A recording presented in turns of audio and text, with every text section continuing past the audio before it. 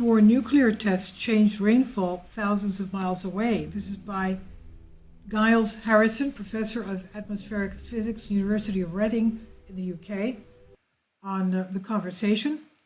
It's difficult to imagine quite how alarming it would have been for the world's meteorologists monitoring the atmosphere during the nuclear tests in the 1950s and early 60s. The radioactivity released in the Arctic and South Pacific test sites caused patterns of electrical disturbance that were apparent thousands of miles away, from Japan to the United Kingdom. Diligent observers would have seen their regular measurements, which had been reliably similar every day, suddenly show catastrophic change or even become impossible to read. They could not have known what any potential impact on the world's weather might be. 60 years later, my colleagues and I have used their historical records to demonstrate that the tests may indeed have changed rainfall patterns far from the test sites.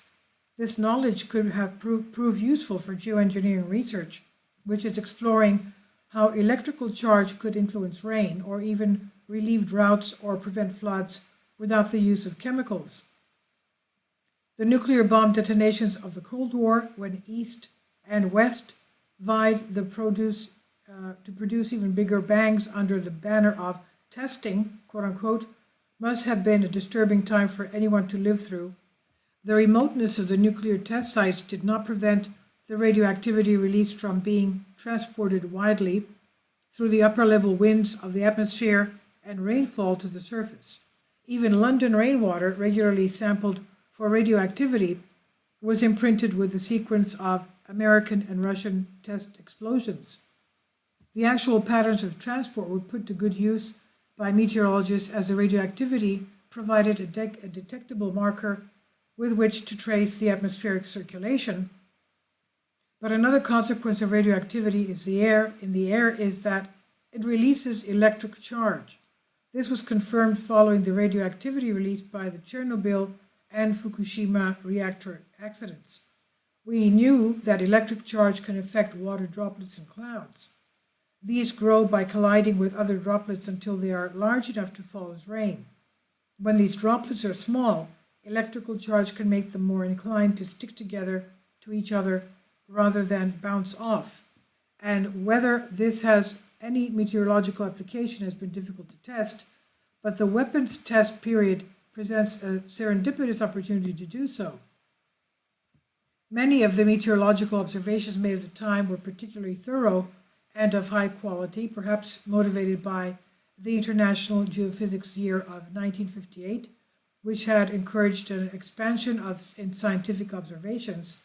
We choose to analyze Met Office measurements from Kew near Golet in London and from Lerwick in Shetland Islands in Scotland, comparing rainfall characteristics during the period when radioactivity was at its greatest, at times with less radioactivity.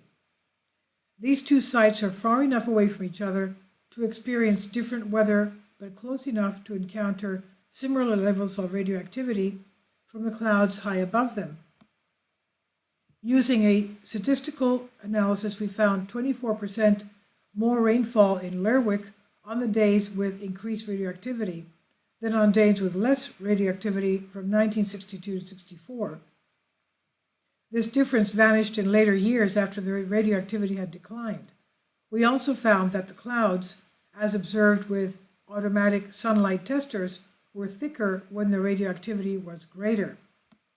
It's demonstrating how charge is linked to non-thunderstorm clouds has particular relevance for our efforts to model clouds as part of the UAE research program for rain enhancement science.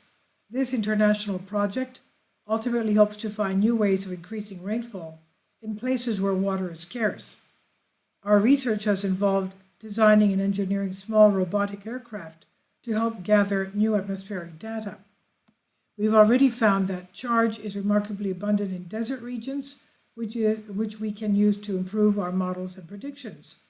Our particular application also underlines the enduring value of high-quality past measurements such as those of the nuclear weapons era, and in this case, records made in unusual and disquieting circumstances are helping answer a scientific question for our own time.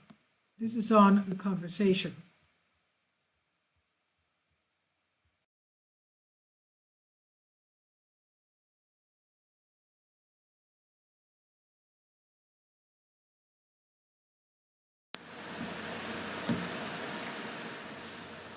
If you'd like to join me on my Patreon account, you will hear content not covered by mainstream media. These riveting stories will be based on my research, and I will state my opinions and give my personal insight on diverse and controversial subjects and world events not covered by mainstream media, and not supported by YouTube guidelines. So whatever I have on my Patreon, most of those will not be on my YouTube channel. Please consider becoming a member today. More of the most significant and important videos will be on my Patreon channel.